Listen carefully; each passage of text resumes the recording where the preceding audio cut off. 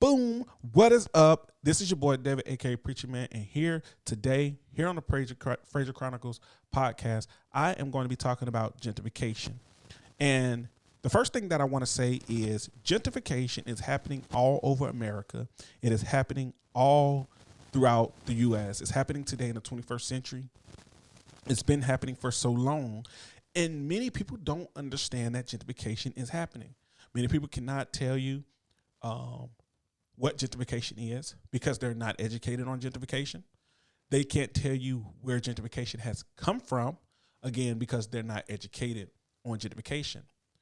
Many people today in urban areas are on track to be in a gentrified spot. Gentrification is something that we as people today really need to understand and grasp, because it not only affects minority and urban areas, but it affects majority of the areas that we might have grown up in, and it also can affect the era we're in now, where we're living now. And in order for us to understand what gentrification is, I would challenge you for those who are listening, I would challenge you to look around where you're at now. Look at your surroundings. Look at the houses around you. Matter of fact, the next time you leave your house, I want you to look in your neighborhood and see what homes could be gentrified. And what that means is, what homes in your neighborhood or in your area are not being well maintained. Go around your neighborhood, go outside your neighborhood, and also look at homes that could possibly be gentrified. Now, we have to understand what gentrification is in order to find out what homes can be gentrified. Okay? And before I get into that definition, I want you to also understand that gentrification is not a great thing unless you're an investor, unless you are a person who wants to invest in properties that cannot be maintained by the current owner. You're also looking at an area that's more urban, so that means more blacks, more minorities. Those are the areas that are being looked at. I want to give you a definition of gentrification. What is gentrification, you might ask? And the definition of gentrification says it is a process whereby the character of a poor urban area is changed by wealthier people moving in. They're also improving housing. They're also attracting new businesses. Typically, this process displaces current people that live in those areas during this process. So we have to understand that gentrification is when more wealthier people, which more so are investors, who come in and they buy out basically the individual who lives in that house, who cannot afford that house, who cannot keep that house up to codes, who cannot manage the property in the way that it should be managed. And when we look at this and we think about gentrification, we think of the boarded up window houses, the house with no door, that has the wooden door that is in place because of the county or your city coming down and finding that the house has been vandalized. But it's not always that. Sometimes those homes are your grandparents' home. It could be your great uncle. It could be your current uncle. It could be your aunts. It could be anybody in your family who cannot afford to upkeep the house. Now, something that I've learned throughout the course of gentrification, and I'm not going to keep this podcast long because I want to just give you a base foundation. There is going to be four parts of this first one. And if you are tuning in right now, make sure you stay tuned for part 2, part 3, and part 4, because it's going to get really rowdy. It's going to get really crazy, and it's going to get really great to understand and educate the mind Again, today's show is sponsored by decalworlds.com. So make sure you go and purchase all your sports merchandise through decalworlds.com. Now, getting back into this, when it comes to gentrification, we all look at our age. If you look at your age right now, look at your age right now. Look at the age of when you bought your first house. Think of all the key things that you said you wanted in your house, right? Think of what your 20-year plan is. Think of what your 30-year plan is. Your 30-year plan, most people have a 30-year mortgage, so their 30-year plan is to have the house paid off by now. But we have to understand that our finance will change at that particular moment in our life. If we're working a regular job and we're saving for retirement and we reach that accomplishment in our life, we will not be making our salary that we're making now. For most people, they will not be making that salary. So gentrification comes in because you're losing some parts of your money, right? So in order to upkeep a home, you have to have what? The money you have today. And most people don't have that money today because when you retire, you lose a portion, and then you're hoping that Social Security will kick in and kind of give you a little more. So kind of keeps you afloat.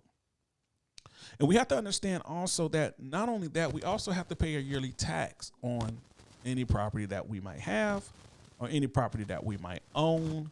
We have to remember taxes. So you're probably thinking, well, what does that have to do with my 20 or 30-year plan? And the reason I say your 20 or 30-year plan is because your financial status will change. And for many people who lose their homes in the gentrified process, because investors are coming through and they're finding out that you don't have this, you don't have that, you can't upkeep the house, you can't afford what you have. You might have people in your neighborhood who are young, or you might have some who are old, who are basically terrorizing your neighborhood. And it's not only are they terrorizing it, they're bringing the value of your properties down. And what happens is investors see an opportunity. And when investors see opportunity to make money, or investors see an opportunity to come in and basically take what you have, they will come in and do that. So let me get back to my reason on why I said think about it, because your plan in your right now, your reality, your plan right now is not in 20 or 30 years to lose what you have. It's not. And the people who fall victim to this gentrification process had the same plan you had and I had when we first bought our house, to be in a place where we can pay for something, we can own something, which we all know in America, you never own anything outright. You continuously share your property with your county, with your city, because this is who you pay your taxes to. So you never own it outright. So I call it a partnership. You never own it. So in the partnership, you have to keep your agreement, right? You have to continuously pay your part in your portion and do your part in order to keep what it is that you invested in. So as we move forward, many people who fall victim to gentrification, again, are just like you and I. They were young at one point. They have what we have now, home ownership. And if you're listening to this and you don't have home ownership, this is going to teach you about home ownership. And it's also going to teach you that when you're renting from somebody, someone has home ownership. And you have to understand, are they upkeeping their property, and are they able to afford the property? Taxes, are they able to afford the property upkeep, maintenance, and different things like that? Because if they're not, eventually gentrification will come through. An investor will come and take their property at some point because they will not be able to afford it. And the county and the city and the state and the government all make these things possible for investors, because investors' job is to go and find investments. And when they find that investment, now they are going to do what we call a ROI, a return on investment. So they spend money. Not only do they spend money, now they're making money, whether they're selling, whether they're renting. Whatever way, they're going to get their return on investment. So In order for us to understand gentrification in the way that it really is today in America in the 21st century, we have to understand that, again, our money is going to change. Everybody in America's money is going to change. The reality is you have to make sure that when you retire, you have enough money to, one, help upkeep your maintenance of your house. And as we get older, we're going to have kids. If we have kids right now, we want to teach those kids about gentrification. We want to teach them how to not allow somebody to take the property. How do we keep this property in our family? How do we keep this property from being taken? How do we keep this property from going head over heels? And that is by maintaining the property. If you maintain your property, no one can take what you have. The moment you can't maintain it, they will up the taxes on you. They will do anything they can to take your property. And I know a lot of people might be thinking, well, I have time. And we all fall victim to that we have time. Our great-grandparents that might have lost their houses or might have lost their property due to gentrification found it really hard and really, really concerning because they didn't have that mindset that I wanted to be in a gentrified state or have my property taken through gentrification. And I want to get back to this definition of wealthier people moving in. Wealthier people are going to move in because they're going to come in and going to take the houses at the value. They're going to come in and live there. They're going to help bring the value up. And the reason they're going to bring the value up is not because of the color of their skin. They're going to bring the value up because of the money that they're putting into the property to make it look better. They're going to add all the new luxury stuff into it to bring the value up. That's what brings the value up in a home. It is not your HOAs. And I know this is not an HOA podcast of gentrification, but it's not your HOAs. And I will do an HOA. So be on the lookout for the HOA project and podcast. So they're going to come in and going to put in all these new appliances. They're going to put in all the new floors. They're going to put in new doors. They're going to put in all these new things to improve the housing. All right. And then what's going to happen in that area next is going to be a bunch of new businesses. You're going to have businesses coming in, which means what? When these businesses come in, that means more taxes are being paid. Right? Because now your county is seeing some growth. And what comes with growth? More money. And what comes with more money? More taxes. So that's what they do. They're going to capitalize on all of these things in your local government, which is your city and which is your county. All right. They're going to capitalize. This is what they're going to do. All right. They're typically in this transaction now. There's going to be people who are displaced. They're no longer going to be living in that house or that neighborhood or that area. And where do they go? I'm glad you asked. They're going to go to other poor areas, other areas that will soon be gentrified as well. So the reasons for gentrification is due to wealthy people seeing an area that is urban and it is said to be run down, which basically means that it's out of code of regulations. It's out of the code, out of regulation codes. And if you don't know what regulation codes, those are codes that your county, the city, the federal government, and this country, the United States, have come up with to basically tell you if a stair has to be so many, your door has to be this. In order for your windows to be a window, it has to be this. In order for your room to be called a bedroom, it has to have all these makeups in it, right? In order for a bathroom to be a bathroom, it has to have this, this, this, and this in it. That's what the codes are. And the most important code is the code of livable condition. It has to be in a livable condition. Anything considered unlivable condition, that's going to be a ringer for an investor to say, hey, I can go in here and buy low, and then I can eventually sell this thing high. So the object in gentrification is to buy low, sell high. That's where the ROI comes in. But getting back to this, this is said to be in a high crime area as well, all right, which crime is said to bring down property value. It also shows a lack of businesses because businesses do not want to move into that area. So there is no businesses. Again, as I said in the beginning, gentrification, when wealthier people move in, It attracts new businesses because new businesses realize we can go and thrive now. When you're in an area that's high crime, more urban. All right, this is America, so this is what is being said. In a more urban setting, less businesses. In those areas as well, the resources the community needs, they will lack. All right, so most of these communities will lack the resources that is needed. So your educational system is one resource. Your hospitals, your urgent cares, all these things are going to be lacking, and you're going to have to drive to the wealthier side of the county to get that help. Your fire departments, if you're and now that we're talking gentrification, if the next time you go into an urban area, look for your closest fire department, and I'm guarantee you it's not as close as you think it is. It's really not. The next time you're in an urban area, call 911 and watch how long it takes them to get there. See, this is what we're talking about. In a gentrified area, this is what we're talking about. Gentrified areas are areas that are known to be big with gangs. They're gang infested, as they would call it. And a lot of people don't understand this concept of gentrification. All right. And gentrification is happening all the time. It's happening all over America.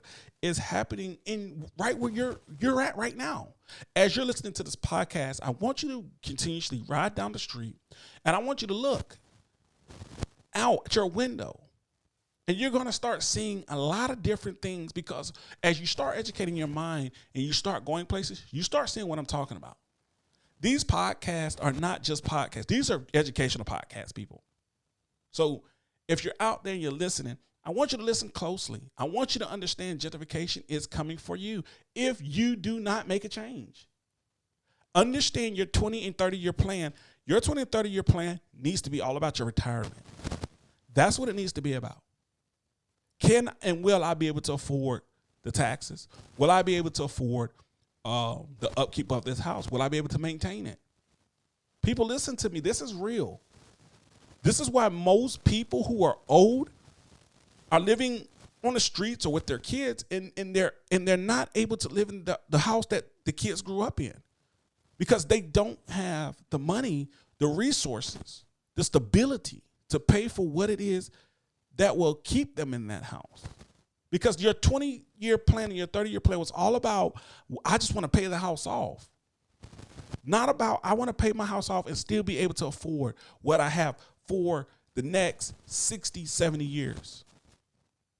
You have to have a mindset that says, hey, I don't want to lose what I have. I want to be able to continuously keep what I have.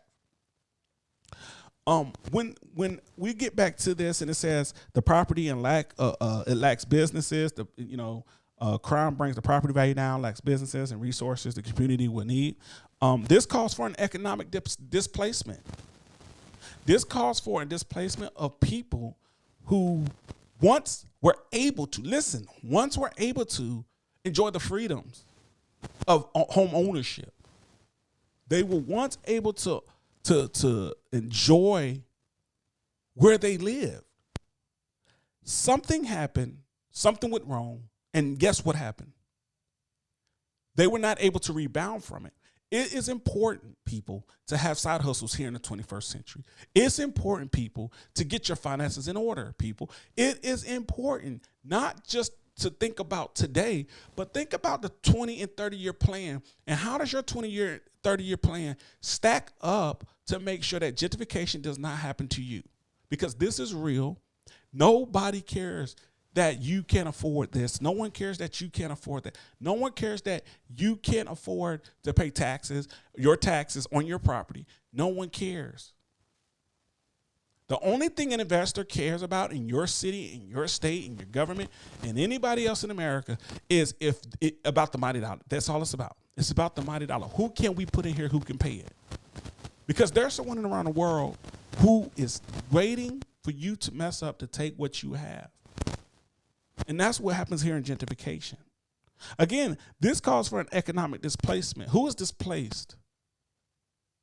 The people that are displaced are the people who cannot afford to pay for the upkeep of their property. And this is real life. This is real stuff. This is not a game. This is not just by coincidence. This is real life, people. What happens when communities are uprooted? All right. What happens when rents rise? Here in the United States, gentrification is associated with the guidelines of racial laws that was in place during the 1960s and is currently in place now. This stuff happened back then. This came about during a time of segregation, during the racist era, when racism was very high. And in America, we still have racism. But this was at a time when racism was so high that black people, minorities, women could not buy a home in a black neighborhood. And everything was about take. And in gentrification, that's what is happening. People are taking. They don't care. They want to see you on the street. Anytime you can't afford to pay for something, someone somewhere is happy because they're saying, I get to buy low and sell high. Gentrification is coming for you if you do not get yourself and get your life in order. It will come for you. It is guaranteed to take you out if you do not put your mind into, first off, making sure that you're financially stable, financially fit, financially motivated to upkeep your property for however long you have it. Ladies and gentlemen, gentrification is not a game. Make sure you guys stay tuned for part 2. Part 2 is on the way. Again, our show today is sponsored by decalworlds.com. Make sure you go and support decalworlds.com and make sure that you go and buy all your sports merchandise through them. But again, here, part 1, gentrification. Gentrification is coming for you. And when gentrification comes for you, what and how will you stand? This is part 1, ladies and gentlemen. I am David, a.k.a. Preacher Man. Make sure you stay tuned for part 2. Stay tuned for part 2. This thing right here is going to get good, y'all. It's going to help you become the person you need to be. It's going to help you understand taxes, understand the area you live in. I promise you. Stay tuned for part 2. Until the next episode, I'm David, a.k.a. Preacher Man. And again, to the next episode, I'm out.